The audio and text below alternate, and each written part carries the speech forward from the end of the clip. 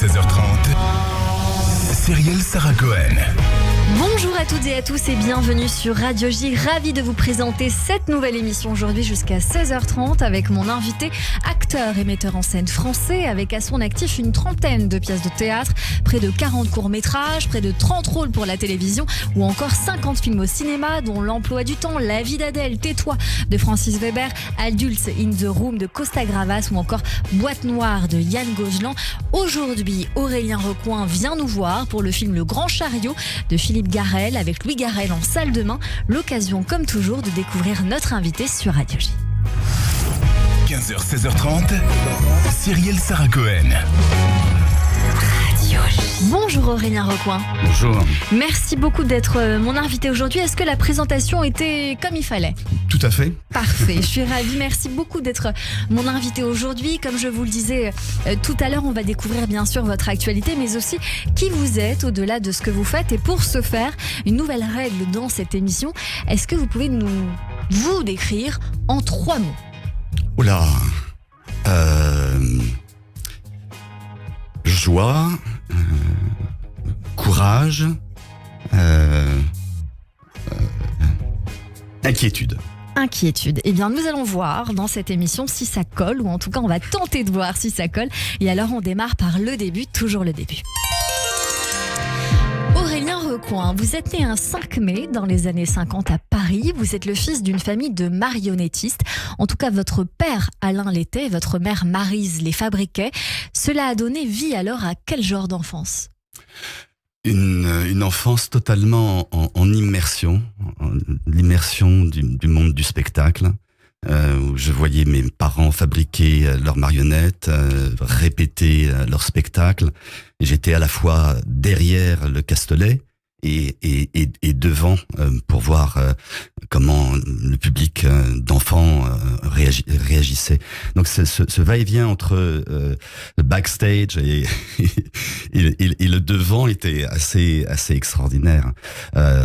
D'ailleurs, dès l'âge de 5 ans, mon père me faisait croire que je travaillais sur l'électricité pour faire la régie du spectacle où j'appuyais sur les vieux magnétophones pour faire démarrer la musique. Voilà, c'était des spectacles pour enfants qu'il faisait dans les années 50 à 68. Ensuite, il a un peu changé, il est parti sur des spectacles plus pour adultes. Votre père va donc vous impliquer, on va voir l'importance que cela a dans votre actualité dans cette émission. Mais vous allez grandir avec vos 3 frères, Éloi qui devient metteur en scène et traducteur, Blaise, comédien et musicien, et David, pianiste et compositeur. Vous êtes tous devenus artistes, mais personne n'a repris l'affaire familiale. Si, d'une certaine manière, si. Mon frère Éloi a repris la direction du théâtre aux mains nues que mon père a créé vers la fin de sa vie, vers les 70 ans. Il a créé le théâtre aux mains nues au Square des Quarts d'Heure dans le 20e arrondissement. Et mon frère ensuite a repris cette direction. Et en plus, Éloi, donc qui est un très grand traducteur de l'allemand et du norvégien, s'est engagé aussi dans une écriture contemporaine pour la marionnette. Et donc il a écrit des pièces pour marionnettes pour mon père, justement en faisant passer mon père qui adaptait des spectacles pour enfants, des textes pour enfants, vers le monde de l'écriture contemporaine pour adultes. Vous entendre me fait obligatoirement rebondir sur le film Le Grand Chariot, dont nous allons parler dans un instant, puisqu'il est question d'une vie de marionnettiste. Mais cette question d'abord, est-ce qu'il est inspiré de votre histoire ? Oui, forcément. Enfin, c'est la famille Garrel et la famille Recoing sont intimement liés, puisque Maurice, le père de Philippe, a initié mon père, donc Alain Recoing, à l'art de la marionnette à travers la compagnie Gaston Batty. Mon père est devenu le grand marionnettiste qu'il a été en tant qu'à la fois artiste et militant syndical. Maurice, lui, est devenu un immense acteur qu'on connaît. Donc, il y avait 3 frères du côté de la famille de Maurice. Il y avait 4 frères du côté de la famille Recoing. Et voilà, nous avons un peu grandi ensemble. Alain, d'ailleurs, mon père, est le parrain de Philippe, et Philippe est mon parrain. Donc on sent une espèce de dynastie, si je puis me permettre, des deux côtés, liés en même temps. On va en parler bien sûr dans un instant dans cette émission, mais d'abord on va poursuivre tout du long de votre carrière et cheminer ensemble. Aurélien Recoing, vous allez entamer à 16 ans une formation au cours Florent, au Conservatoire national supérieur d'art dramatique, mais que vous n'obtenez que la 3e fois. Est-ce que cela fait de vous quelqu'un de persévérant? Ça, vous ne l'avez pas dit. Vous avez dit joie, courage, inquiétude, mais je note en tout cas cette volonté de réussir. Je ne sais pas si c'était une volonté de réussir, c'était une volonté de vivre en fait, de vraiment d'aimer la vie. Je me souviens que Antoine Vitesse était furieux que je rate mon 2e concours au conservatoire. Je lui ai dit mais Antoine, l'année prochaine, je le repasse. Ah ouais, effectivement. C'était pas un problème pour moi. J'avais 17 ans. 17 ans, la première fois que je l'ai passé, c'était un peu normal. J'étais jeune. À 18 ans, c'était un peu plus compliqué. J'étais un peu provocateur. Et puis la 3e fois fut la bonne. Vous parlez d'Antoine Vitesse. C'est quelqu'un avec qui vous allez beaucoup travailler au Théâtre National de Chaillot, dans des spectacles mémorables comme Le Soulier de Satin, Hernani, Hamlet, Tombeau pour 500 000 soldats, Britannicus ou encore Faust. Est-ce que cette rencontre a été déterminante dans votre carrière? Comment cela s'est fait? Alors, là encore, c'est filial. Recoing, Garrel, Vitesse. C'est tous ces 3-là.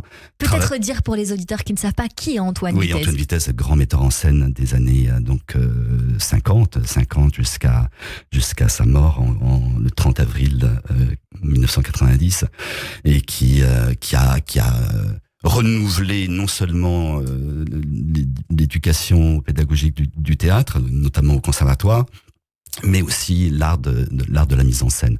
Ça a été donc un très très très grand metteur en scène qui a œuvré non seulement au Théâtre National de Chaillot et plus tard à la Comédie Française, mais qui avait fait aussi tout ce travail très très intéressant au Théâtre des Quartiers d'Ivry, où il emmenait à la fois un monde amateur vers un monde professionnel. Donc il y avait des amateurs, des gens, des citoyens des Quartiers d'Ivry. Des amateurs comme vous, Aurélien Recoing? Oui, en réalité, en même temps, je suivais le cours Florent.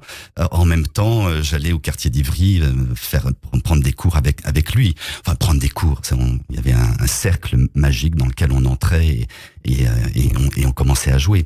Voilà, mais en même temps, voilà, Antoine Vitesse, c'est un autre père, c'est un père spirituel, et une petite anecdote, il est venu quand même, il s'est cassé la figure en scooter pour aller visiter ma maman qui venait d'accoucher de moi, donc voilà.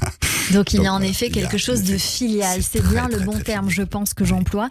Est-ce que ces rencontres dans vos carrières vous ont peut-être tout appris de votre métier, ou j'ai envie de quand même parler de ce contexte familial important, est-ce qu'il a facilité l'apprentissage et le talent peut-être presque inné en regardant notamment votre père faire, votre famille cheminer dans des jeux de rôle, de marionnettiste? Est-ce que cela a facilité?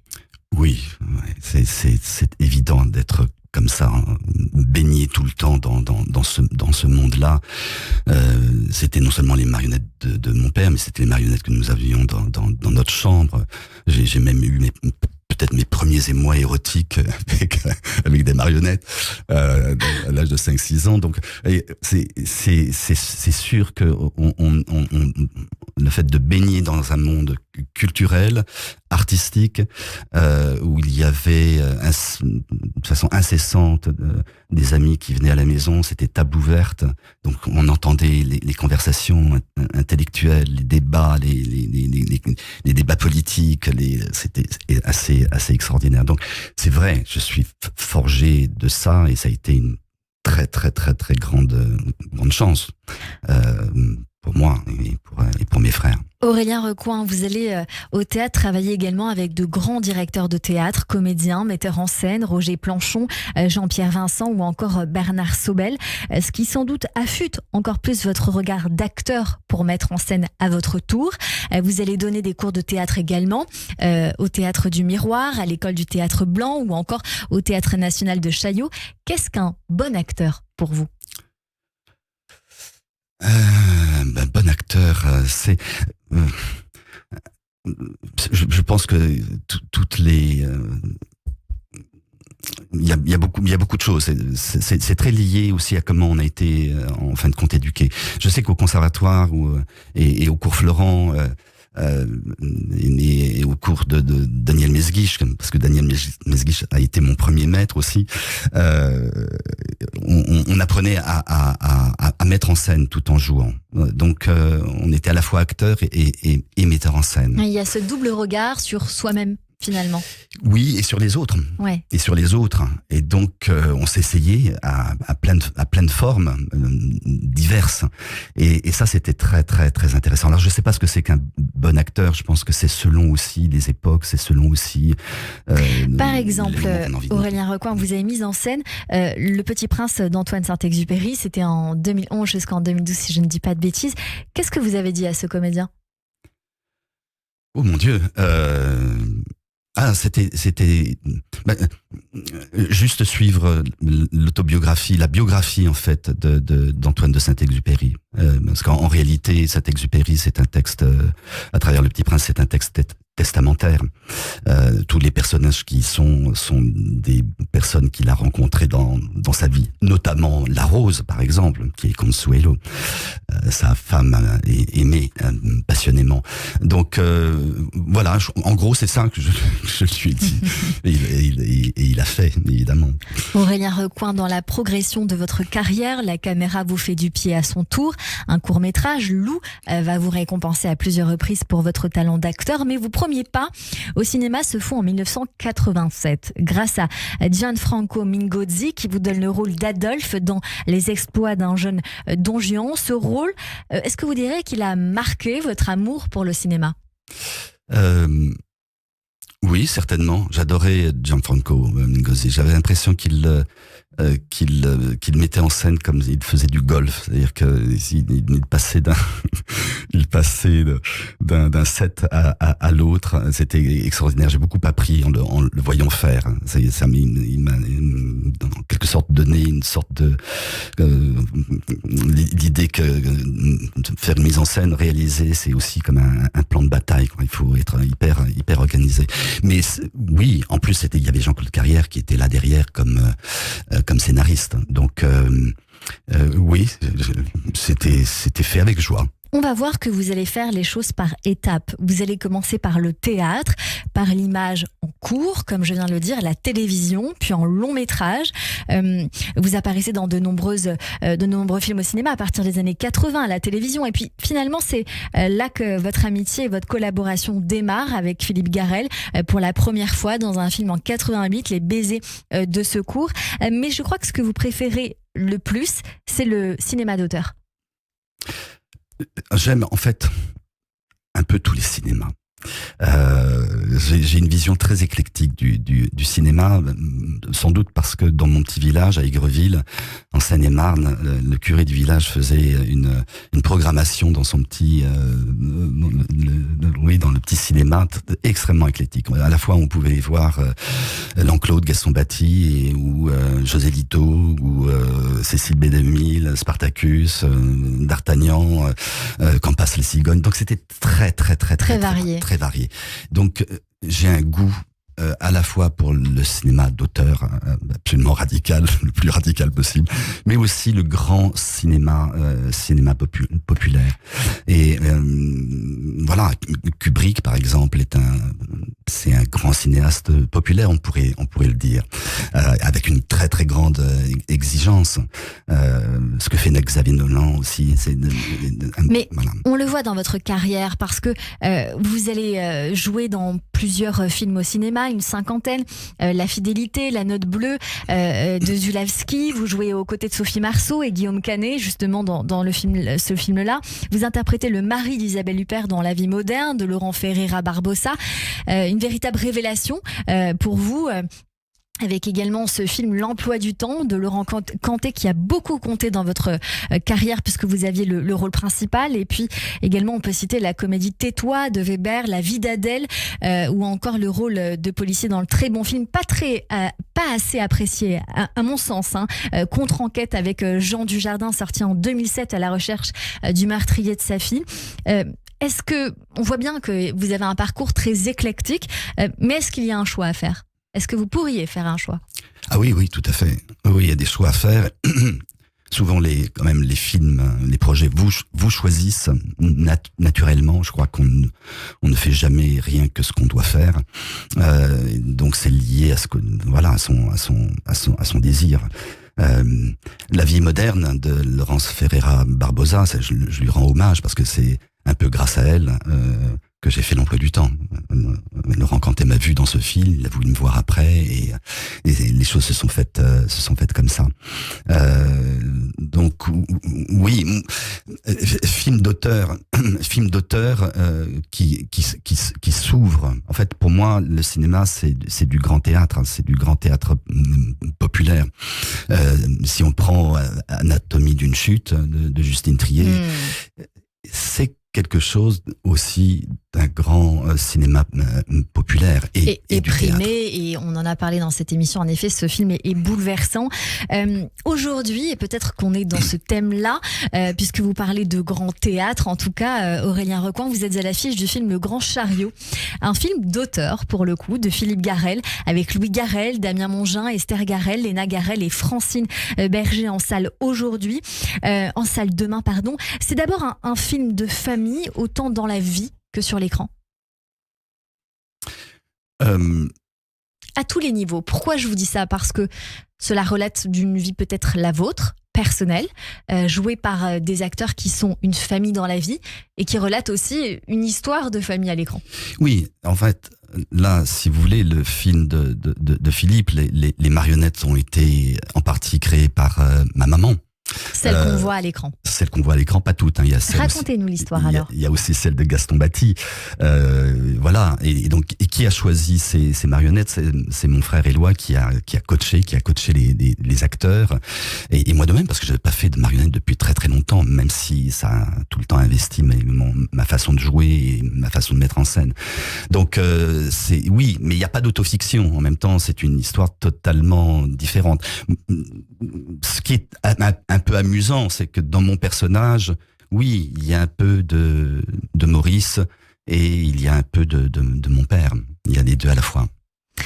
Le Grand Chariot, c'est l'histoire d'une famille de marionnettistes, une fratrie, Louis et ses deux sœurs, Martha et Léna. Leur père dirige la troupe et la grand-mère les fabrique. Ensemble, ils forment une compagnie et donnent des spectacles de marionnettes. Un jour, lors d'une représentation, le père meurt d'une attaque, laissant ses enfants seuls. Bande-annonce. On place ses enfants. Et on n'a jamais joué cette scène. Bien précis dans les manipulations.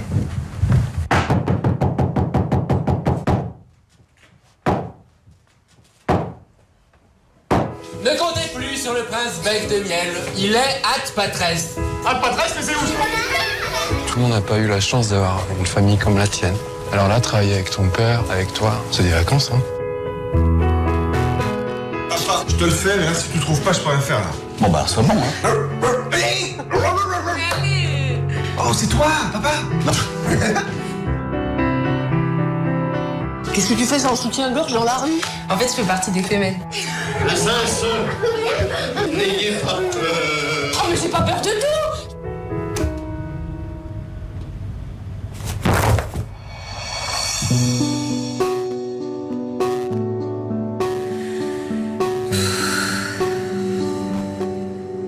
J'en peux plus de ces marionnettes, là. J'étouffe. On fait ça depuis qu'on est gosse, quoi. On fait les mêmes pièces, t'en as pas marre ?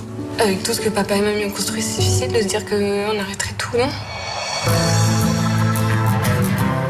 Faut qu'on modernise nos spectacles, faut qu'on crée des nouvelles marionnettes avec des nouvelles pièces.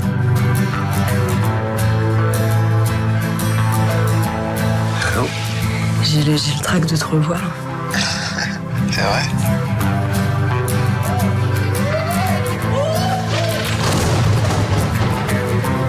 J'ai fait qu'un orage détruisait le cassoulet qu'on n'avait plus de maison. Mais attends, t'as le droit de faire ta vie. C'est pas interdit de faire ta vie. Oh, Martha! Oui, je viens. Rouille! Le Grand Chariot en salle demain au cinéma.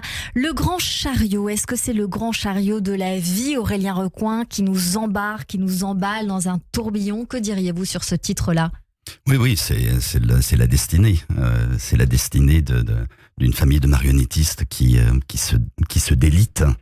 Voilà, le Grand Chariot, c'est aussi c'est la grande ours.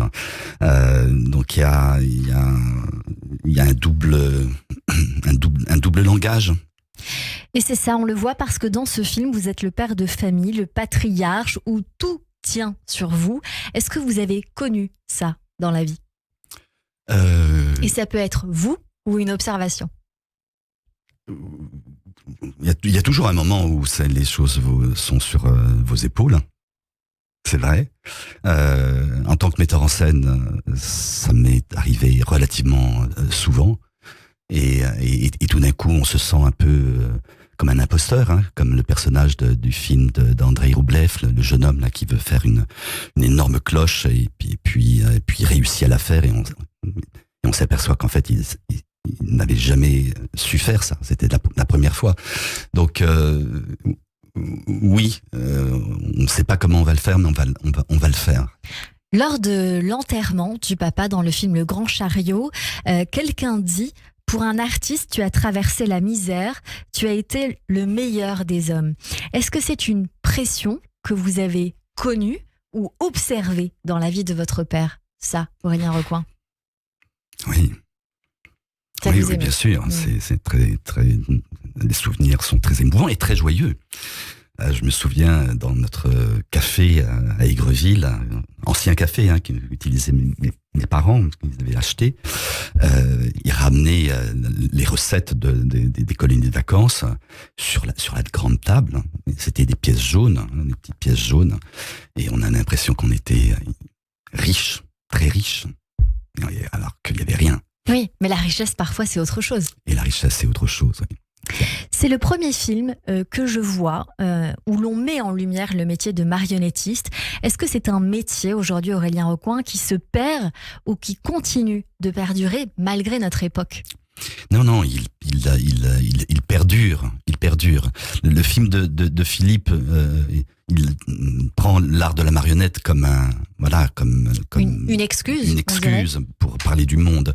Mais c'est vrai que l'art de la marionnette aujourd'hui, grâce d'ailleurs à mon père et à d'autres, et à bien d'autres, a beaucoup évolué.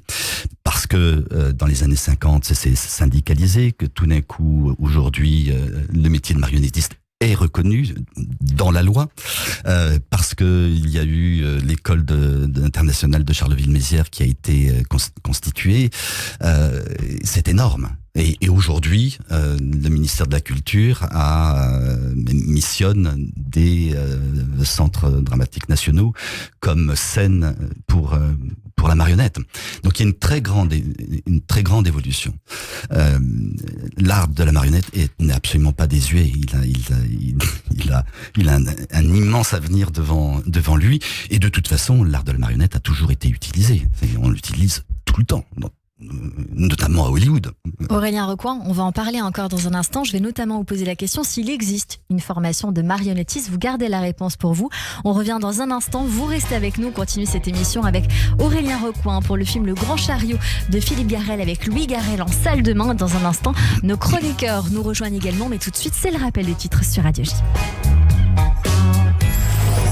15h, 16h30. Cyrielle Sarah Cohen. Radio J.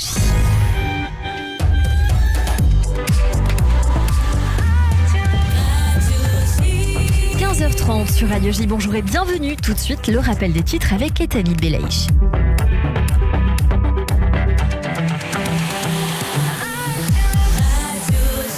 Bonjour Etanit. Bonjour Cyrielle, bonjour à tous. La Cour suprême israélienne continue d'examiner les recours contre la clause de raisonnabilité de la réforme judiciaire. L'avocat du gouvernement de Binyamin Netanyahou a évoqué l'éventuelle abrogation de cette loi fondamentale comme un recours à l'option nucléaire. Aucun verdict n'est attendu avant plusieurs semaines, voire plusieurs mois. Binyamin Netanyahou retarde la discussion sur les prisonniers sécuritaires palestiniens. Le ministère de la Sécurité intérieure ne discutera des changements apportés aux conditions de détention de ces prisonniers qu'après les grandes fêtes juives, annonce le gouvernement. Les eurodéputés viennent d'adopter une législation qui doublera d'ici 2030 la part des énergies renouvelables dans la consommation énergétique européenne. Les 27 l'avaient déjà approuvé, tout en acceptant que Paris produise de l'hydrogène à partir du nucléaire. Alors que les recherches de survivants se poursuivent au Maroc, le roi Mohamed VI doit aujourd'hui faire sa première apparition en public depuis le séisme. Le ministre de l'économie français Bruno Le Maire a annoncé que le barème de l'impôt sur le revenu serait indexé sur l'inflation, c'est-à-dire 4,8% pour qu'aucun salarié ne paie davantage d'impôts l'année prochaine, selon ses termes. Les fouilles entamées mi-août pour retrouver le petit Émile dans le Haut-Vernay reprennent 2 mois après sa disparition, mais cela ne fait pas suite à une nouvelle information dans l'enquête. Enfin, Samy Gozlan, président fondateur du BNVCA, le Bureau national de vigilance contre l'antisémitisme, est décédé dans la nuit à l'âge de 79 ans, très proche de Radio J. Nous lui rendrons hommage tout au long de l'après-midi. Et merci beaucoup Etani Belaïch, on vous retrouve à 16h pour le journal complet. Tout de suite une très courte pause et on poursuit mon émission avec l'acteur Aurélien Recoin pour le film Le Grand Chariot de Philippe Garrel, avec Louis Garrel en salle de bain et mes chroniqueurs qui nous rejoignent sur Radio J. Radio J. Bonjour, c'est Lise Gutmann. Le 10-11, Lise Gutmann. Ravie de vous retrouver tous les matins au programme Judaïsme, divertissement, communauté. Radio J. Le magazine S par Sophie Davant. Bonjour, c'est Sophie. Pour fêter ses 2 ans, mon magazine S fait peau neuve pour mieux répondre à vos préoccupations et à vos envies. Santé, psycho, mode, beauté, plein de nouveautés avec les conseils des meilleurs experts, des témoignages et des bons plans pour se sentir bien. Le magazine S par Sophie Davant chez votre marchand de journaux. Cette année encore et plus que jamais, de nombreuses familles de la communauté ont besoin de vous. Depuis plus de 25 ans, Mazone accompagne ces familles afin qu'elles puissent célébrer elles aussi la nouvelle année dans la joie et dans la cache-route. Tous les ans à Rosh Hashanah, c'est plus de 2000 colis qui sont distribués, composés de 80 produits frais et de qualité. Un colis coûte seulement 60 €. Envoyez vos dons à Amazon, 34 rue des Grilles, 95 500 Pantin. Ou sur mazone.org. 01 48 21 00 30. Radio J. Radio J. Radio J. Radio J. 15h, 16h30. Cyrielle Sarah Cohen. De retour sur l'antenne de Radio J, merci de passer votre après-midi avec nous jusqu'à 16h30 avec mon invité aujourd'hui, l'acteur Aurélien Recoin pour le film Le Grand Chariot de Philippe Garrel avec Louis Garrel notamment en salle demain. C'est un film familial, on le disait tout à l'heure, Aurélien Recoin. Et puis cette question en suspens que certains auditeurs se posent, peut-être une formation qu'en tout cas vous a beaucoup appris vous dans votre vie de metteur en scène, cette formation familiale de marionnettiste. Est-ce qu'il existe, outre le fait d'avoir une famille qui perpétue cela, des formations aujourd'hui? Oui, tout à fait. La formation, la grande formation nationale, c'est Charleville-Mézières, l'école internationale de Charleville-Mézières, qui est une session, je crois, c'est sur 3 ans là aujourd'hui, et qui est très importante. J'ai donné des cours d'ailleurs là-bas il y a plus de 20 ans, voilà, ça forme des acteurs marionnettistes. Ça, c'était une chose très importante pour mon père, justement. La notion d'acteur marionnettiste. C'est-à-dire, le marionnettiste n'est pas seulement un marionnettiste, c'est aussi un acteur. Je me souviens du jour où, dans notre vieille Citroën, une camionnette avec je devais avoir 16 ans, tous les décors, je disais, papa, je vais être marionnettiste, comme toi. Conduisait, fumait sa pipe. Et puis, une minute après, il me répond, très bien, mais tu prends des cours d'acteur. Cette notion-là d'acteur marionnettiste, il l'a vraiment affirmé à tel point que la marionnette est sortie du Castelet. Il voulait sortir la marionnette juste de la tradition. Il voulait en faire un art moderne. Et pour qu'il y ait un art moderne, il fallait pas simplement juste des gens qui savaient manipuler, il fallait aussi qu'ils savent jouer.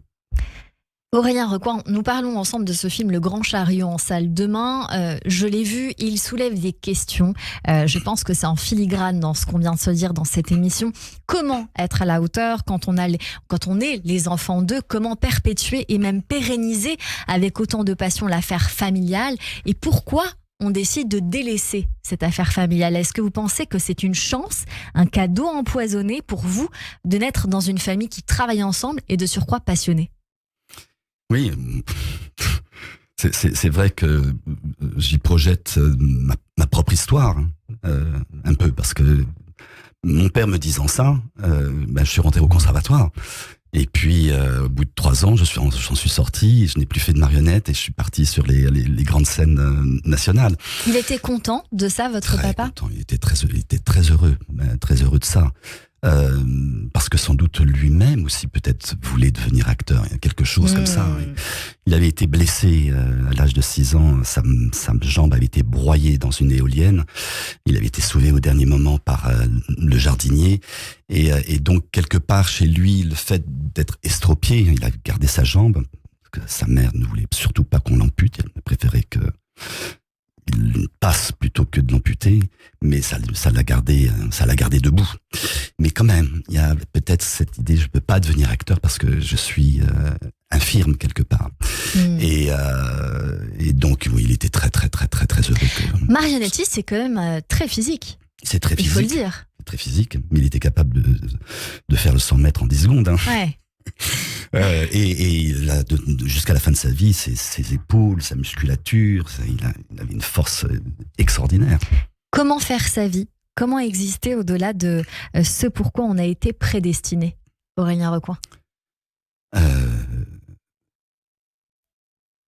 Je crois que j'ai toujours voulu devenir acteur. Profondément, c'est fait petit à petit, en passant par la marionnette justement, passant par le jeu. Pas très difficile de suivre une voie d'un prédestiné en réalité. Et c'est plus difficile de s'en détacher, d'où cette question. D'où cette question de se détacher, mais moi j'ai pas eu le sentiment de m'en détacher parce que ça a imprégné toute ma vie. Là, dans ce que vous êtes en train de nous dire, en effet, on l'entend, dans le film, c'est différent. Quel est le message de ce film, Le Grand Chariot en salle demain pour vous? C'est un message sur comment les traditions, comment l'art qui nous unit, qui nous relie, comme une religion en fait. Hein. On rentre un peu en cellule monacale. Comment cet art-là peut perdurer et donner sa voix au monde, donner une analyse du monde, parce que finalement c'est ça, tout ce qu'on fait quand on joue, c'est essayer de représenter le monde. Donc l'art de la marionnette représente ça. Mais voilà, il y a un moment donné où ça passe ou ça casse. C'est un film très touchant. C'est un film qui raconte des histoires. Ce film, c'est aussi l'exemple que même si la vie continue dans toutes les ruptures, on le voit d'ailleurs dans ce film, beaucoup de points de rupture dans les vies de chacun.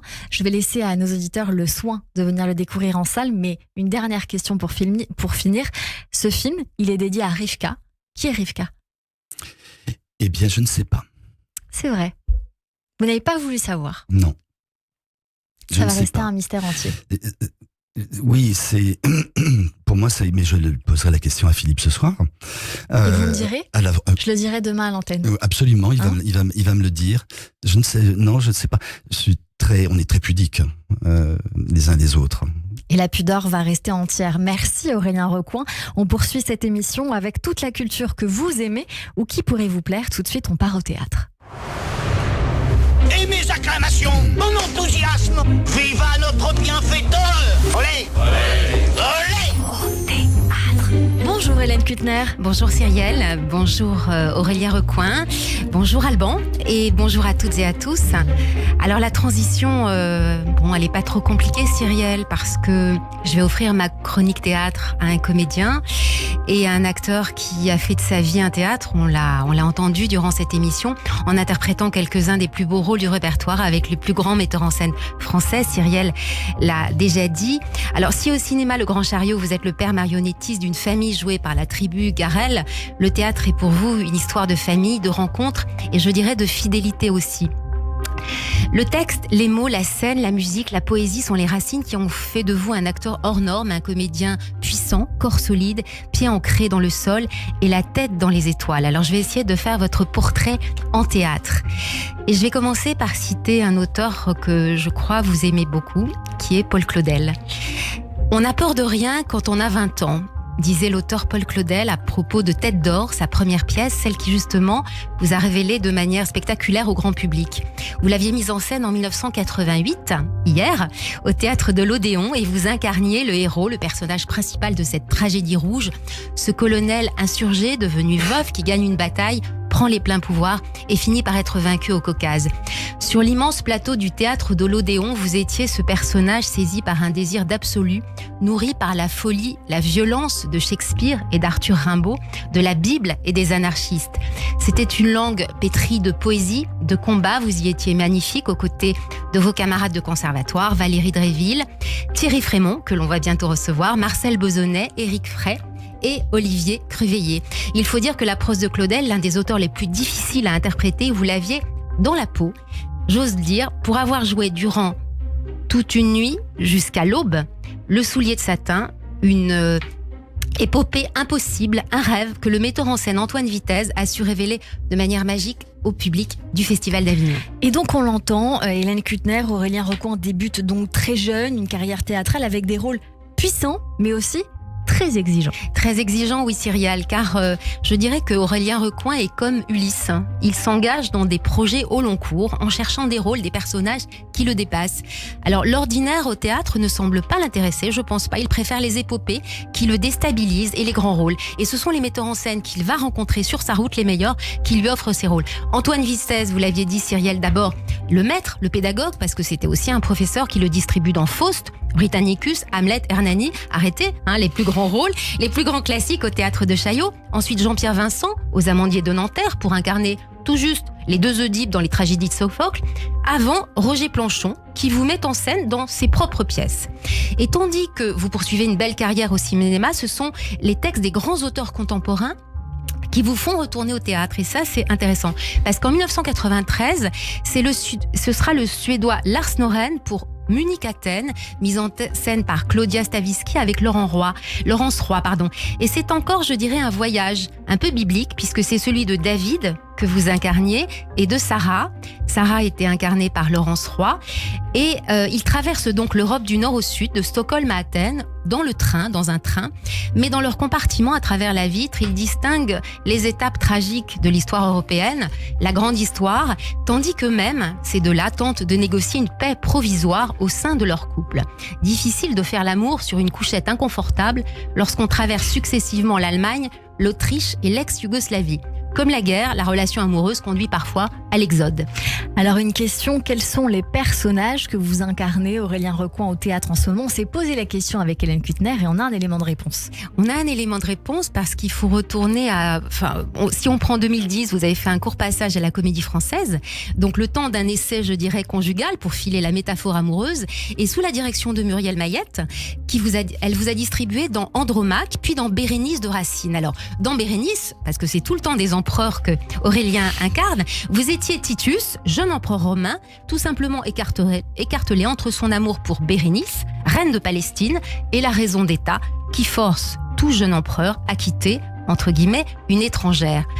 Je vous aime, mais je vous quitte, dit Racine dans la bouche de Titus. C'est aussi simple que cela, c'est normal. Racine, avec un nombre minimal de mots, il faut le dire, parvient à nous faire chavirer le cœur avec son incroyable puissance émotionnelle. D'ailleurs, vous allez retrouver un classique dès le 12 octobre prochain, puisque vous serez sur la scène de l'Athénée Louis Jouvet, dans une Phèdre, mais de Sénèque, une des premières, un spectacle mis en scène par un autre grand metteur en scène, Georges Lavaudan, chorégraphié par Jean-Claude Galota, où vous incarnerez encore une fois un autre roi, Thésée. Alors, la petite histoire, Thésée, c'est le mari donc de Phèdre, comme tout le monde le sait, le père d'Hippolyte, qu'il a conçu avec Antiope, la reine des Amazones, mais Phèdre, évidemment, tombe amoureuse de son beau-fils, Hippolyte, qui la dénonce à son père Thésée, dont on imagine la fureur. Peu de décors, peu de costumes, des corps en mouvement pour exprimer la passion la plus violente. Nous y serons bien évidemment. Et en attendant de découvrir très prochainement ces spectacles, vous nous recommandez 2 spectacles que j'avais aussi notés. Il s'agit de Edelweiss de Sylvain Creusevaux qui va se jouer au Théâtre de l'Odéon dans une dizaine de jours. Une comédie grinçante qui met en scène les héros du fascisme français. Vous viendrez nous en parler, Hélène Kuitner. Absolument. Dans les années 1930. Et aussi un opéra de Mozart qui s'appelle Don Juan, Don Giovanni de Mozart, mis en scène par Klaus Guth à l'Opéra Bastille, qui propose de monter l'opéra de Mozart en renouvelant sa vision des personnages. C'est-à-dire que Don Juan, dès le début, le séducteur, sans foi ni loi, a été blessé par le commandeur. Il est blessé et par le père d'Elvire, et tel un fauve blessé, il assouvit ses instincts de prédateur dans une forêt nocturne et sensuelle. Pour conclure, alors, pour conclure, je dirais que j'ajouterai une petite note personnelle parce que entre ces rois, ces Médée, ces Phèdre, etc., je vous conseillerais de ne pas vous laisser trop accaparer par le cinéma, cher Aurélien, car j'aimerais que vous reveniez plus souvent sur les scènes de théâtre. Nous avons grand besoin de grands acteurs et de grands textes. Merci. Et merci beaucoup, Hélène Kuitner. J'ajoute que l'on peut lire vos articles sur le théâtre sur Artistique Réseau. À la semaine prochaine. À la semaine prochaine sur le théâtre, la musique et la danse et l'opéra. Parfait. Radio J. 15h, 16h30, Cyrielle Sarah Cohen. Allez, tout de suite, c'est la chronique Flashback avec Alban Bartoli. Bonjour Alban. Bonjour Cyrielle, bonjour Hélène, bonjour Aurélien Recoin. Comme chaque semaine, je vais vous parler de culture, donc de musique, de littérature, de cinéma.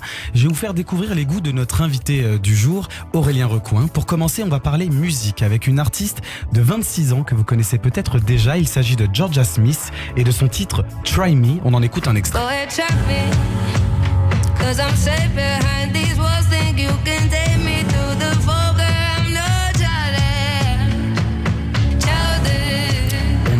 On adore. Georgia Smith est née au Royaume-Uni. Elle est auteure, compositrice et interprète de R&B, pop et néo-soul. D'origine jamaïcaine de son père, lui-même musicien, elle est repérée à l'âge de 15 ans grâce aux reprises qu'elle publie régulièrement sur sa chaîne YouTube. Et à 18 ans, elle décide de s'installer à Londres pour vivre de sa musique. Les débuts sont laborieux. Elle travaille en tant que barista tout en continuant de composer et d'écrire. C'est en 2016 que sort son premier EP, ce qui lui a valu très vite un soutien sans faille de la part des grands de la musique, comme le rappeur Drake par exemple, qui déclare en juin 2016 au magazine Entertainment Weekly que la chanson Where Did I Go de Georgia Smith est sa chanson préférée du moment.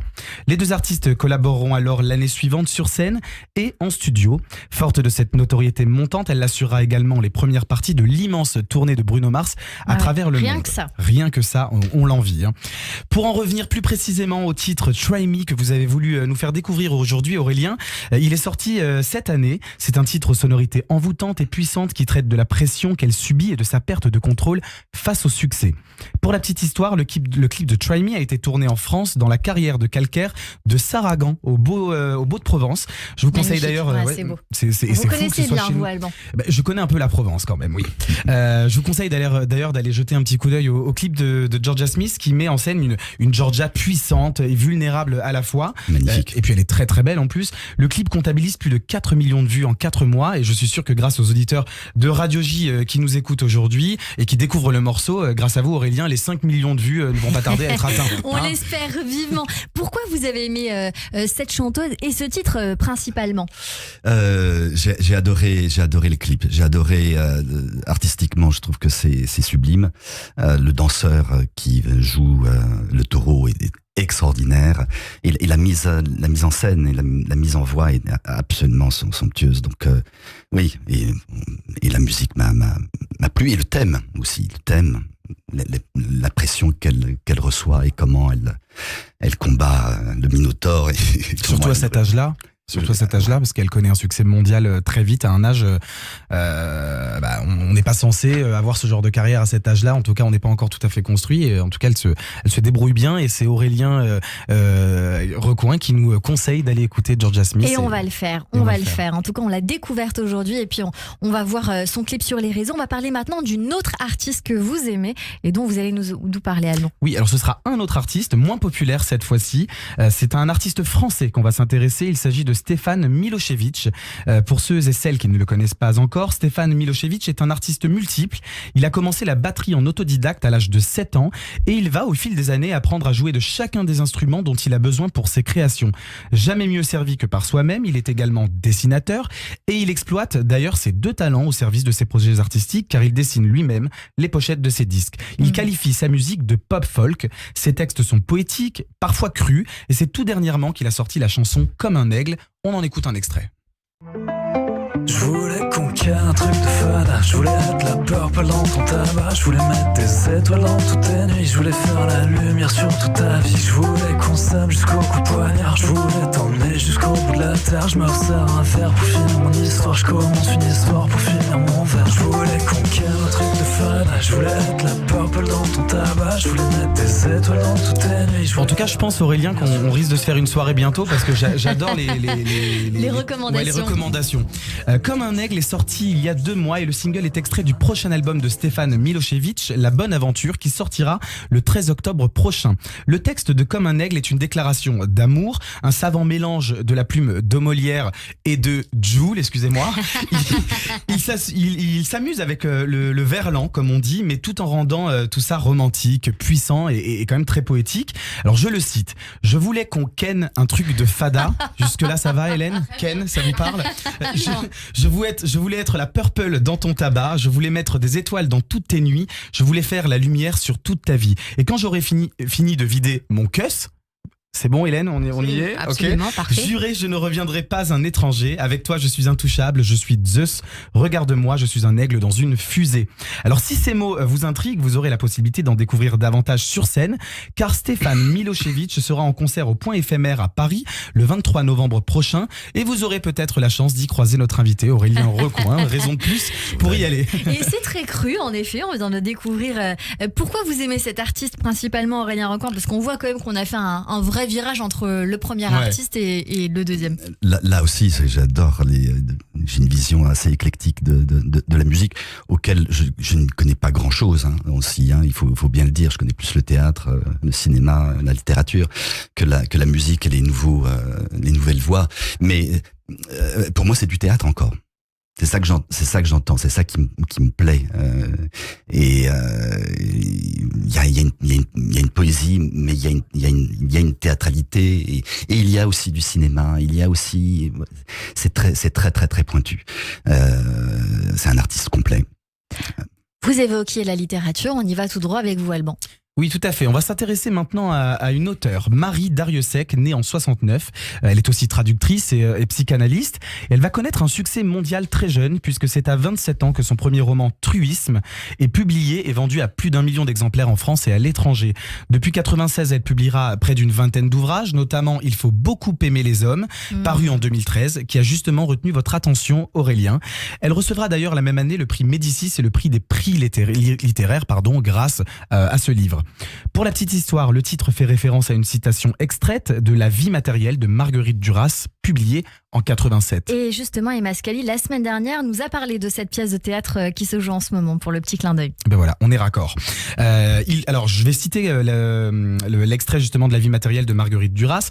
Il faut beaucoup aimer les hommes, beaucoup les aimer pour les aimer. Sans cela, ce n'est pas possible, on ne peut pas les supporter. Le livre oppose 2 personnages totalement différents, mais qui vont être réunis par l'amour finalement. Alors d'un côté, nous avons Solange, actrice française, blanche, qui commence à connaître un certain succès à Hollywood, et de l'autre côté, nous avons Kuuso, je ne sais pas si je le prononce bien, l'homme dont elle tombe amoureuse. Alors c'est un réalisateur africain. À eux deux, ils forment un couple magnifiquement mixte. Cependant, Kuuso n'est pas très disponible car il est en pleine réalisation de son prochain film qu'il souhaite tourner au Gabon. Décision qui a quand même tendance à faire fuir les investisseurs. Alors Solange rêve d'y avoir le premier rôle, mais pour lui, ce n'est pas une option. C'est un livre qui met en exerce les oppositions. Alors, on a les oppositions de l'homme et la femme, des couleurs de peau, l'actrice face au réalisateur, l'Europe face à l'Afrique, l'engagement de l'une et le manque de disponibilité de l'autre, ou encore Hollywood vs le Gabon. Autant de différences et d'oppositions fortes qui pourraient être résolues par l'amour. L'œuvre a été adaptée au théâtre en 2016. Elle compte 304 pages et c'est aux éditions POL. Et puis on termine et on va maintenant au cinéma. Oui, on va s'intéresser aujourd'hui à un réalisateur connu de tous. Pedro Almodóvar, né en Espagne, il est connu notamment pour les films Talons aiguilles, Tout sur ma mère, La mauvaise éducation ou encore Volver. Des films qui généralement mettent la femme au centre des intrigues, notamment de manière récurrente, les actrices Carmen Maura et Penélope Cruz qui deviendront au fil des années des sortes de muses pour lui. Et en 50 ans de carrière, il a réalisé plus d'une trentaine de films et le dernier en date qui a attiré votre attention, Aurélien, c'est L'Expérience Almodóvar, un film de 91 minutes sorti en salle le 16 août dernier. Au casting, on y retrouve l'actrice androgyne Tilda Swinton, que l'on a pu voir dans Le Monde de Narnia, dans L'étrange histoire de Benjamin Button ou encore dans le très émouvant et très bouleversant Okja. Je ne sais pas si vous l'avez vu, mais en tout cas, ça vaut le coup. À ses côtés, les acteurs Ethan Hawke et Pedro Pascal, que l'on a pu voir notamment dans Game of Thrones. Bah oui. Et le concept de L'Expérience Almodóvar est un peu particulier. Il est aussi atypique que son réalisateur. Il s'agit d'un double programme de 2 moyens métrages. Alors on a d'un côté Strange Way of Life, court métrage inédit programmé avec La Voix humaine, qui date déjà de 2021, mais jamais sorti en salle. Et de l'autre côté, on a Strange Way of Life, qui pourrait être une suite de Brokeback Mountain sur le désir de 2 cow-boys l'un envers l'autre. Donc l'histoire est très simple, c'est Silva qui est un cow-boy solitaire incarné par Pedro Pascal qui traverse le désert pour retrouver Jake, joué par Ethan Hawke, qu'il a connu 25 ans auparavant. Ensemble, ils vont raviver une idylle de jeunesse. Almodóvar qualifie lui-même son court-métrage de western queer. Alors attendez-vous à voir davantage de coups de foudre que de coups de feu. J'ai failli vriller. En ce qui concerne l'autre partie du double programme, La Voix humaine, c'est ici que l'on retrouve Tilda Swinton dans un rôle sensible et tout en retenue. Cyrielle quand même. Oui. Elle y joue une femme qui se fait quitter par l'homme qu'elle aime depuis 4 ans par téléphone, et moi je dis ça avec le sourire. La particularité de l'échange, c'est que nous, spectateurs, on n'entend jamais les répliques de l'homme qui est au bout du fil, donc on peut imaginer tout ce qui se dit et c'est assez intéressant. Elle est accompagnée tout au long du court-métrage par son chien qui lui ne comprend pas non plus pourquoi son maître est parti. Pour résumer, c'est l'histoire de 2 êtres vivants, une femme et un animal face à l'abandon. Alors si vous aimez déjà le style almodovarien, coloré, sensible et franc qui est devenu une véritable image de marque, vous serez sûrement conquis par L'Expérience Almodóvar. Et je n'en doute pas, ça donne envie en tout cas de regarder tout ça. Merci beaucoup Alban Bartoli. Merci. À la semaine prochaine bien sûr sur Radio J. Tout de suite on revient dans un instant avec notre coup de cœur du jour, l'introspection, notre experte Nathalie Daudrieux pour le portrait de notre invité. Mais tout de suite un peu de musique et puis c'est la pause suivie du journal de l'info. Restez avec nous sur Radio J. You can try me. I change. There's only been one thing that I change. Nothing is ever enough. I don't have to tell you what I changed. No. Radio J. Vous écoutez Radio J à Paris sur 94.8 en DAB+, et sur notre appli Radio J.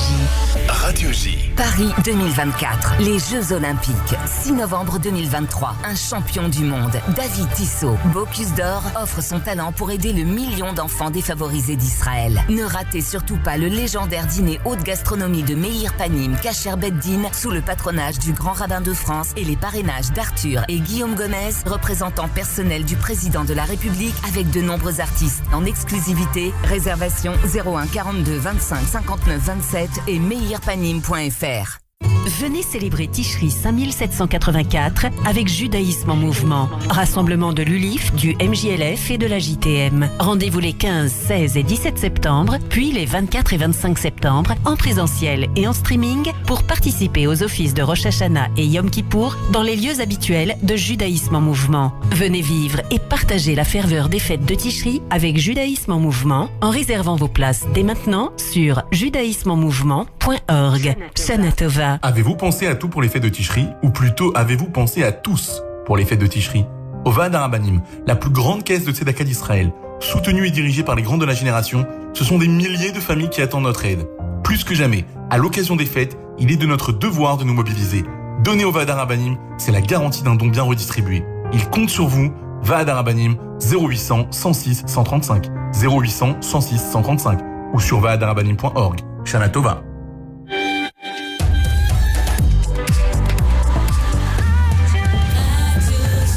Il est 16h sur Radio J. Bonjour et bienvenue. Tout de suite, le journal de l'information avec Etanit Belaïch.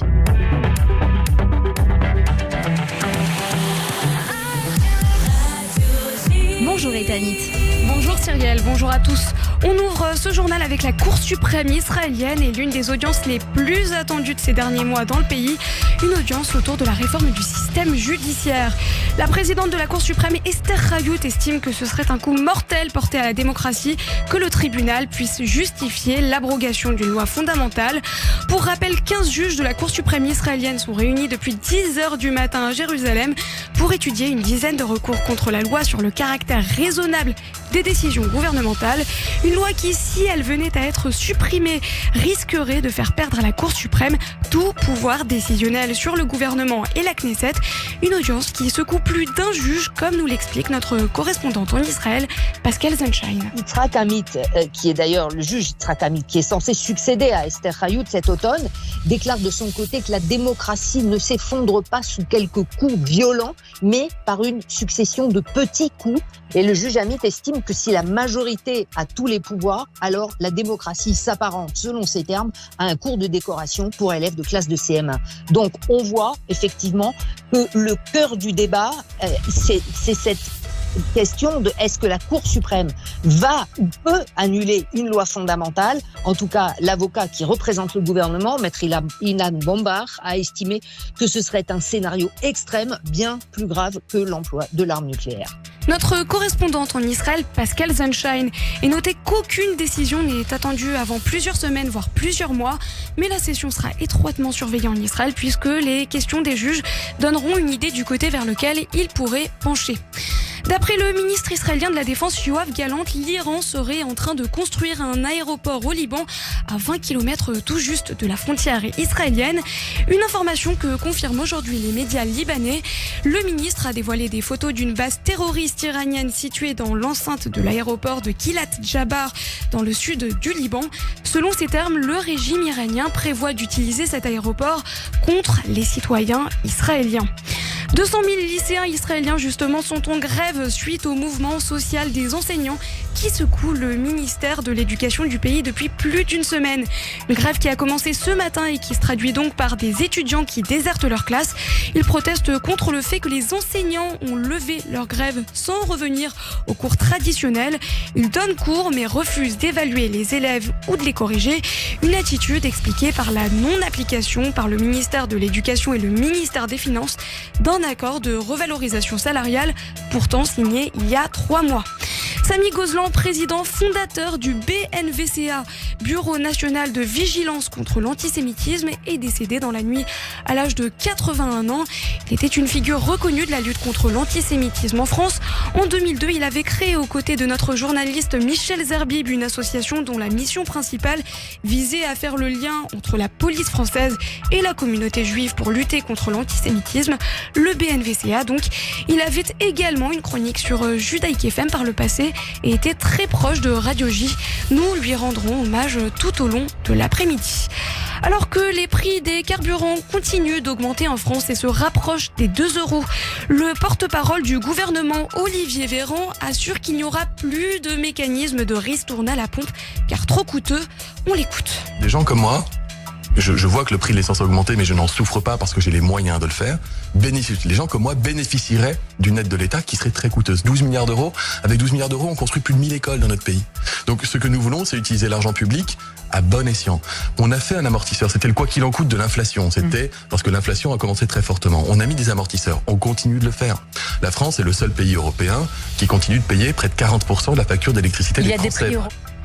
Olivier Véran, porte-parole du gouvernement, ce matin au micro de nos confrères d'Europe 1. Et le gouvernement a aujourd'hui réuni les distributeurs et les grandes et moyennes surfaces pour leur demander un effort de solidarité. Objectif, maintenir les prix sous le seuil symbolique des 2 € pour les prochains mois. Un effort que promet de faire Total du côté de ces stations. Enfin, des nouvelles du Maroc où les recherches de personnes disparues se poursuivent. Après le séisme qui a secoué le pays le week-end dernier, le roi Mohamed VI doit faire sa première apparition au public dans l'après-midi. Il se rendra dans le centre hospitalier de Marrakech dans les prochaines heures. Les espoirs de retrouver de nouveaux survivants s'amenuisent plus de 72 heures après le séisme qui a fait plus de 2900 morts. Et les éboulements et les routes impraticables empêchent désormais l'accès à plus de 7000 villages et à 1 million d'habitants. Et merci beaucoup pour ce journal Ethanit Belaïch. On vous retrouve demain à partir de 14h. Tout de suite, une petite pause et on retrouve mon invité Aurélien Recoin sur Radio J. Radio J. Bonjour, c'est Lise Gutmann. Le 10-11, Lise Gutmann.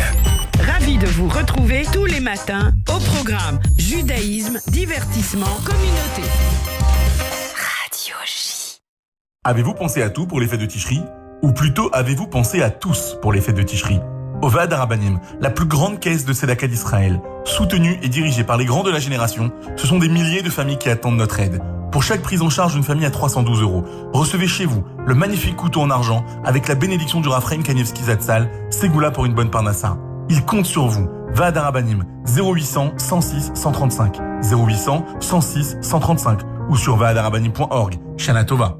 Le magazine S par Sophie Davant. Bonjour, c'est Sophie. Pour fêter ses 2 ans, mon magazine S fait peau neuve pour mieux répondre à vos préoccupations et à vos envies. Santé, psycho, mode, beauté, plein de nouveautés avec les conseils des meilleurs experts, des témoignages et des bons plans pour se sentir bien. Le magazine S par Sophie Davant chez votre marchand de journaux. Cette année encore et plus que jamais, de nombreuses familles de la communauté ont besoin de vous. Depuis plus de 25 ans, Mazon accompagne ces familles afin qu'elles puissent célébrer elles aussi la nouvelle année dans la joie et dans la cacheroute. Tous les ans à Rosh Hashanah, c'est plus de 2000 colis qui sont distribués, composés de 80 produits frais et de qualité. Un colis coûte seulement 60 €. Envoyez vos dons à Amazon, 34 rue des Grilles, 95 500 Pantin. Ou sur mazon.org. 01 48 21 00 30.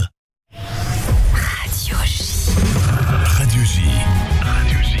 Radio J. 15h, 16h30. Cyrielle Sarah Cohen.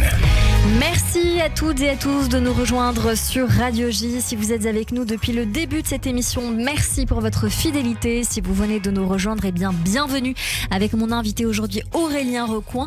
On va passer une séquence, cher Aurélien, qui s'appelle l'introspection. Je vous en ai parlé en off. On va y aller doucement mais sûrement. Et d'abord, je vais commencer par vous dire cette phrase d'Oscar Wilde qui a dit « Parfois, nous pouvons passer des années sans vivre du tout et tout à coup, notre vie entière est concentrée dans un seul instant. » On va essayer de faire ça maintenant pour essayer de mieux vous connaître et on y va doucement.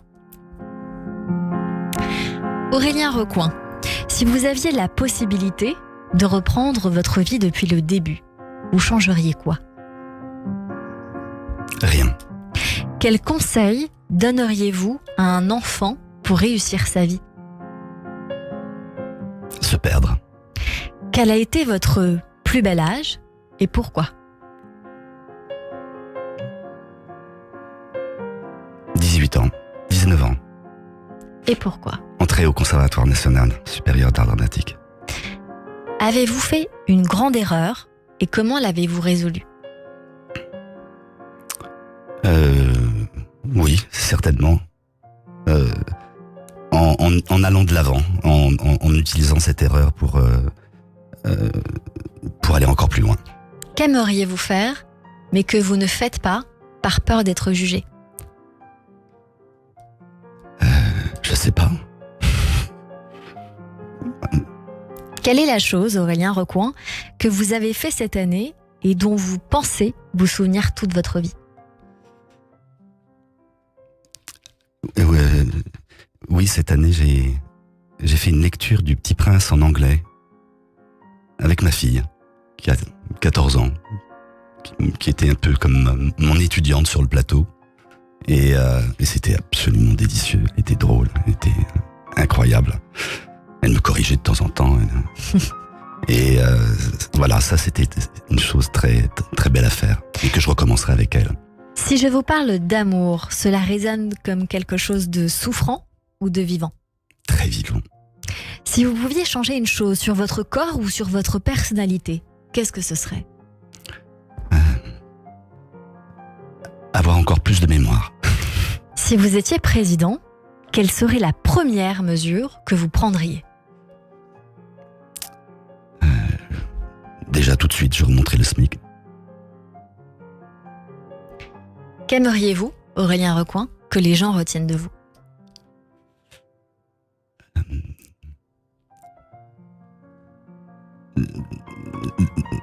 L'échange dans ce fameux dialogue invisible entre un acteur et le public. Merci Aurélien Recoing. Merci. Tout de suite, c'est le coup de cœur sur Radio J. Radio J. 15h, 16h30, Cyrielle Sarah Cohen. Bonjour 21 juin. Bonjour tout le monde. On change d'ambiance, comme on dit. Vous venez nous voir pour votre album qui s'intitule En thérapie. On va être totalement dans le thème demain avec mes invités Daniel Russo et Philippe Lelièvre pour la pièce de théâtre qui s'intitule Borderline. Mais tout d'abord, ce titre que l'on va écouter ensemble, c'est Quoi ma place? On écoute et puis on en parle. Je suis pas compliqué. La retraite, j'y ai pas pensé. Je suis pas sûre d'y arriver. De toute façon, je vivrai peut-être à l'étranger. Je veux juste me laisser vivre, goûter la saveur d'être libre. Loin de moi les idéaux, pas d'avis, pas d'ego, ça me va. Elle est où ma place? Dis-moi si j'ai rien à demander. Y'a rien de bien badass. Chez moi, j'ai rien à revendiquer. Elle est où ma place? Dis-moi si je suis heureux sur le papier. C'est pas que je manque d'audace. Je crois, c'est juste que je veux rien changer. Je suis pas con, je suis pas sourde, je suis pas ronde, je suis normale, genre une meuf banale, plutôt pas mal. Je suis un peu grande, mais pas plus que la normale. Je me situe pile au milieu de l'échelle sociale. J'ai rien à dire moi, sur toutes vos idées. Vous savez tout, Mira, vous pouvez décider. De sommeil, je vais pas manquer, je dors très bien, je suis désolée. J'ai pas de peur, pas d'angoisse sur ce qui peut se passer. Je veux juste me laisser vivre, goûter la saveur d'être libre. Un brin d'insouciance me ferait des vacances parfois. Je veux juste me foutre la paix, qu'on me laisse ne pas me prononcer. Loin de moi les idéaux, pas d'avis, pas d'ego, ça me va. Elle est où ma place? Dis-moi si j'ai rien à demander. Y'a rien de bien badass. Chez moi, j'ai rien à revendiquer. Elle est où ma place? Dis-moi si je suis heureux sur le papier. Pas que je manque d'audace, je crois c'est juste que je veux rien changer. C'est quoi ma place? C'est quoi ma place? C'est toi. Et vous l'entendez sur l'antenne de Radio J, un titre très très solaire que l'on continue d'écouter. Merci. Bonjour, rebonjour Manon et Julien. Merci Et de nous bonjour, recevoir. Merci, on est ravis d'être là. Mais Salut c'est Cyrielle. un grand plaisir. Et puis je parle de solaire et c'est vrai que vous l'êtes tous les deux, solaire. On essaie. Voilà, en tout cas On ça essaie. se ressent avec le bonjour, le sourire, on sent cela. J'allais vous demander ce que vous voulez dire dans cette chanson. À mon sens, un positionnement dans la vie, les injonctions qu'on nous met, qu'on se met dans le couple, dans tout en fait. L'atmosphère.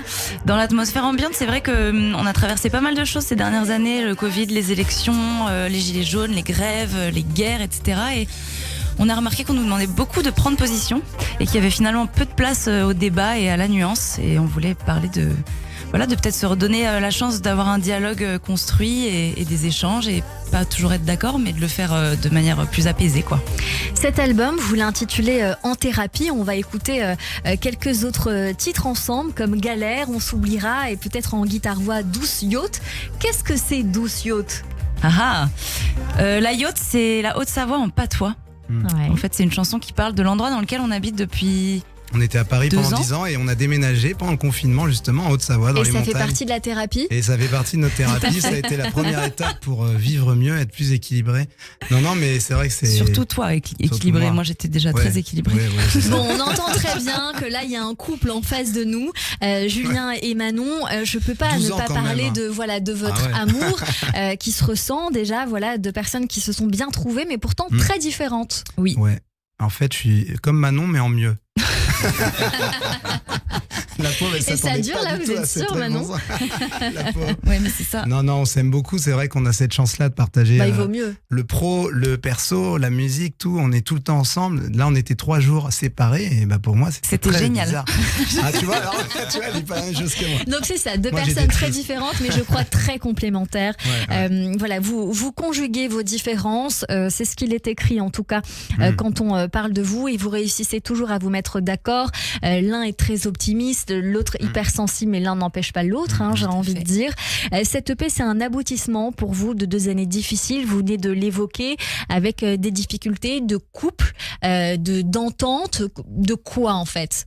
Ouais, Qu'est-ce c'est que des vous avez mis difficultés dedans? par rapport forcément au monde de la musique, où on a eu un arrêt brutal, des tournées, des concerts, et nous on vit pour ça, on vit pour faire des concerts et échanger avec les gens. Donc quand on est bloqué, qu'on peut plus échanger avec les gens, c'est vrai que c'est très dur. Et puis c'est aussi une nouvelle vie. Pour nous, c'était une nouvelle étape. En thérapie, c'est un album très personnel où on pose beaucoup de questions, où on aborde des sujets très introspectifs, et voilà, on voulait se livrer un peu plus. Avant, on avait fait beaucoup de chansons très solaires avec des refrains faciles à retenir et tout ça, et là on voulait donner plus de notre personne et de qui on était dans cette EP, et voilà. Parmi les autres chansons, je crois qu'il y a Paradise et Voyage en Italie. Ouais, ça, voilà. c'est... On va découvrir dans un instant Douce Yacht, mais d'abord, puisqu'on parle d'entente, de mésentente, la galère aussi, on l'écoute.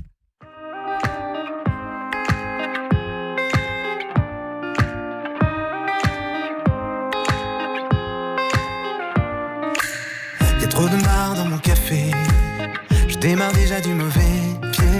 J'avais un plan pourtant bien rodé, et des ficelles qu'on m'a tirées. J'ai tout un tas de choses à penser. Pour avancer, faut bien s'entourer. Mais moi, j'ai pas chopé le bon ticket. Sale scénar, même histoire. Comme un air de déjà vu, déjà vu, déjà vu. Pourtant ce matin j'y ai cru, j'y ai cru. Galère sur galère, voilà mon quotidien. C'est galère sur galère. Ça ira mieux demain, si de galère en galère. Je croisais ton chemin. Alors je souris beaucoup parce qu'on écoute la galère, mais avec le sourire. Ouais, c'est ça, c'est vrai, ça, c'est bien résumé. C'est ce qu'on essaie toujours, tu vois, même dans des messages un peu plus sombres, un peu plus introspectifs, c'est toujours de garder une touche positive. Ouais. Est-ce qu'on se ferait pas Douce Yacht parce que le temps enfile et que j'ai Allez, quand même envie de vous entendre en Partir direct. en Haute-Savoie. Partons Allez. en Haute-Savoie ensemble. Allez, on part avec vous, on en a besoin, on est à Paris là. Alors vous allez peut-être l'entendre, mais Julien habite suis Barry maintenant à la White. montagne et attrape froid dans les montagnes de la Je suis Clusa. Barry White aujourd'hui. Donc c'est Manon, mon petit chat, qui va nous emmener en. Donc il va en tout Haute-Savoie. donner. Alors, pour vous Allez, ce donnez soir. tout, donnez tout. Donc Douce Yacht, Haute-Savoie, en patois. Comme ça je vous apprends un petit peu de patois. On vit peut-être mieux que d'autres, en douce France, en douce yacht. M'en voulez pas, je suis mieux ici que dans les belles rues de Paris.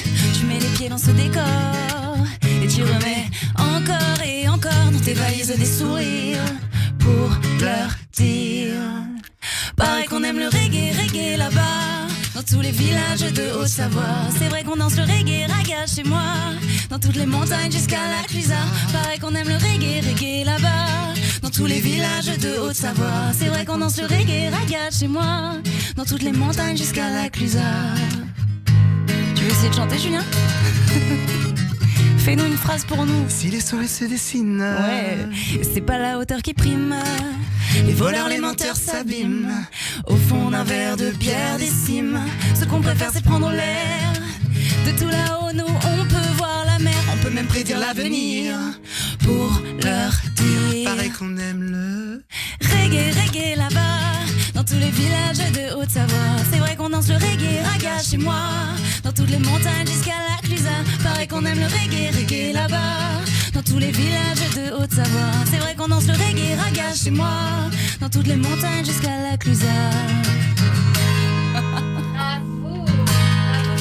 Merci. sur l'antenne de Radio J. Bravo, 21 Merci. juin. Vous nous avez amené beaucoup de soleil, l'énergie, à mon sens, un peu comme celle qu'on a connue avec les frérots de la Vega, mais en couple, si je peux me permettre. Donc voilà, c'est l'énergie que vous dégagez. On a envie d'être amis avec vous, autant qu'on a envie d'être pote ou l'amoureuse de l'un d'eux pour certains et certaines qui nous écoutent sur l'antenne de Radio J. Gardez-la. J'ai mis un CDD long terme quand même. Je suis très mal payée par contre. Mais t'es très aimée, ma Vous chérie. avez bien raison. Je sais pas comment vous êtes rencontrés, mais j'ai quand même envie de savoir. Le 21 juin, je faisais de l'événementiel et Julien était le musicien qui venait jouer. J'étais le ménestrel et puis je suis reparti, j'ai pris un pack, tu vois, j'ai pris Ceci explique animation cela. musicale et puis j'ai pris la fille avec en même temps et ça fait 12 ans. Et c'est un duo gagnant, j'ai envie de dire. Et voilà, ceci explique cela. C'était la question que je n'avais pas posée. Pourquoi 21 juin La réponse est celle-là. On retrouve donc cet album En Thérapie qui est sorti fin août, j'imagine, sur toutes les plateformes toutes les plateformes de streaming et sur notre site aussi, on peut le commander en physique. 21 juin le duo. 21 juin le duo.com. Également, on vient vous voir sur les réseaux sociaux. 21 juin le duo. Merci beaucoup pour cette belle énergie que vous avez déployée sur l'antenne de Radio J. S'il y a un prochain concert, il faut nous le dire. Si on peut venir vous voir prochainement, on en a fait beaucoup, on a très envie. Ça va revenir. On va jouer à Paris, je pense, avant la fin de l'année. Donc, vous reviendrez pour nous en parler avec joie. Merci beaucoup d'être venu nous voir. Et on découvre votre musique un peu partout avec grand plaisir sur les plateformes de streaming et sur votre site. Merci encore d'être venu nous voir. Merci. Y a pas de doute, on s'est lassés. Elles étaient belles toutes ces années. Dans tes bras, on s'ennuie dans nos nuits, nos jours, à se dévorer le cœur. On rit encore, on fait l'effort. Une dernière fois, on se souviendra. On vit encore en désaccord. Une dernière fois, on s'oubliera. 15h, 16h30, Cyrielle Sarah Cohen. Radio J. Et comme toujours à la fin de cette émission, c'est le débrief. Radio J. Radio J. Le portrait psychologique. Cher Aurélien Recoin, on a pris un temps de pause musicale, le temps pour Nathalie Dodrio qui se trouve à ma gauche de noter, de faire ce petit bilan d'écoute tout du long de cette émission pendant 1h30 où vous nous avez dit beaucoup de choses sur vous sans forcément vous en rendre compte et donc c'est le portrait de Nathalie Dodrio. Bonjour chère Nathalie. Bonjour Cyrielle, bonjour Aurélien Recoin et bonjour aux auditeurs.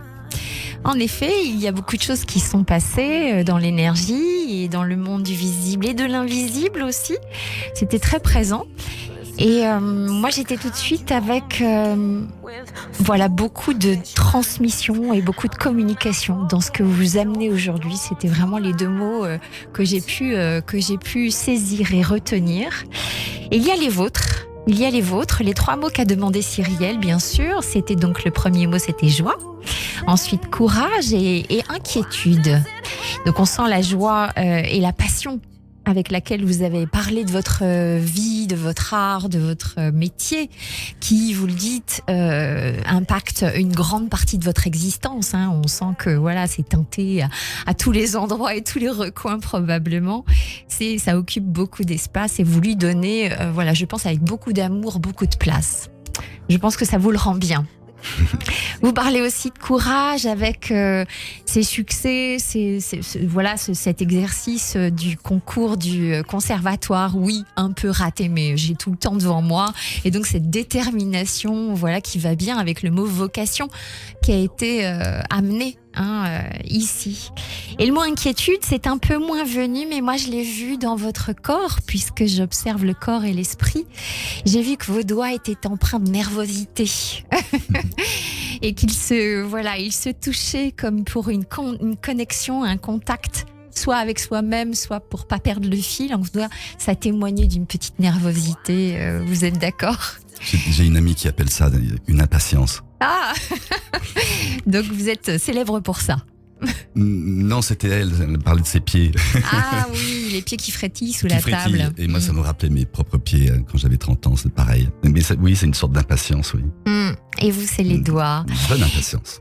Et oui, parce qu'on sent aussi que ça témoigne de, comme vos yeux souvent baissés, peut-être vers vous-même, comme une introspection pour être à la fois impliqué, concentré sur ce que vous allez dire et comment vous allez le dire, ou peut-être c'est aussi un filtre.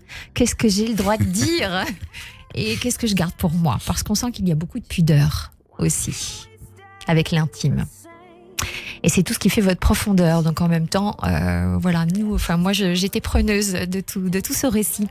Alors évidemment, au-delà de l'artiste polyvalent que vous avez développé ici, on sent beaucoup de curiosité, d'ouverture qui est peut-être en lien directement à cet héritage, ce legs familial. Vous dites dès le départ que vous êtes chanceux d'avoir grandi dans un creuset, une niche un peu atypique de ce monde d'artistes marionnettiste et que se dégage une volonté de vivre cet art, mais vivre tout court votre humanité et de se servir de cet art pour raconter le monde comme un prétexte, comme un biais. C'est en ça que j'ai senti le mot communication et transmission. Je me suis dit qu'il y avait vraiment un porteur de parole en vous. Alors cette notion de clan, elle impacte l'œuvre familiale et en même temps cet héritage qui peut être en effet un peu lourd et un peu enfermant. Et vous pourtant, vous avez une grande facilité à voir tous les points positifs de cet héritage et la chance que ça vous a donné d'œuvrer à la fois dans cet art merveilleux qui, aux yeux de papa, manquait de légitimité et de reconnaissance, d'où la validation quand l'école de Charleville-Mézières est enfin reconnue internationalement avec un vrai diplôme. Il y a une nécessité à être validé et peut-être qui est directement en lien à papa. Absolument. Alors c'est aussi une façon où parfois les enfants actualisent les rêves des parents. On sent tout de suite que là, c'était vous qui étiez preneur du rêve de papa. Et en fait, un peu plus tard dans l'émission, vous dites qu'il y avait un rêve contrarié, puisque à cause d'un accident malheureux, votre père n'a pas pu utiliser son corps dans son plein potentiel, mais ça l'a pas empêché d'être très précurseur et novateur et de faire sortir les marionnettes du côté traditionnel, je dirais vieillot, et de lui donner un vrai coup de fraîcheur. Donc voilà, peut-être que vous avez actualisé le rêve de papa, tout en le prenant comme étant un vrai drapeau que vous portiez du haut de vos 6 ans. Alors il y a cette idée de se construire dans ce creuset artistique, mais aussi de s'affranchir. Et vous avez souvent parlé du conservatoire. Je me suis demandé si c'était vraiment ça qui avait permis de vous individualiser et de rejeter quelque part ce clan et de s'affranchir. Absolument. C'est ça. Très bien. Alors merci à vous, Aurélien Recoing, de nous avoir fait partager ce voyage dans un univers de magie, entre ombre et lumière, dirais-je, mais au service de la vie. Merci à vous. Merci. Et merci Nathalie Dedrieux pour ce portrait, très beau portrait. Je rappelle que Nathalie Dedrieux est notre psychothérapeute psychocorporelle que l'on retrouve tous les mardis sur l'antenne de Radio J. Ceci explique cela. Radio J. 15h, 16h30, Cyrielle Sarah Cohen. Et vous êtes dévoilé, c'est vrai, Aurélien Recoing. On n'a pas tout dit, mais je pense que ça va se terminer en off, c'est très très possible. C'est la fin de cette émission. Aurélien Recoing, vous êtes venu nous voir pour ce film Le Grand Chariot de Philippe Garrel, avec Louis Garrel en l'occurrence et d'autres acteurs de cette famille en salle demain. Un petit mot de la fin qui vous revient très court. Un petit mot de la fin. Juste le bonheur là d'avoir été piégé dans cette introspection. C'est un rendez-vous, c'est un joli rendez-vous. Et ça, merci parce que ça, j'ai appris plein de choses. Merci beaucoup Aurélien Recoing. Merci pour cet échange. Merci au duo 21 juin pour l'album En Thérapie d'avoir été mon coup de cœur du jour sur Radio J. Rendez-vous demain dans le thème avec Daniel Russo et Philippe Lelièvre pour la pièce Borderline sur la relation entre un psy et son patient. À la réalisation audio et vidéo, Philippe Sinclair et Benjamin Arnaud. Rendez-vous demain. Merci à toutes et à tous de nous avoir d'avoir suivi. À demain et puis belle journée encore. Je suis pas contre, je suis pas sourde, je suis pas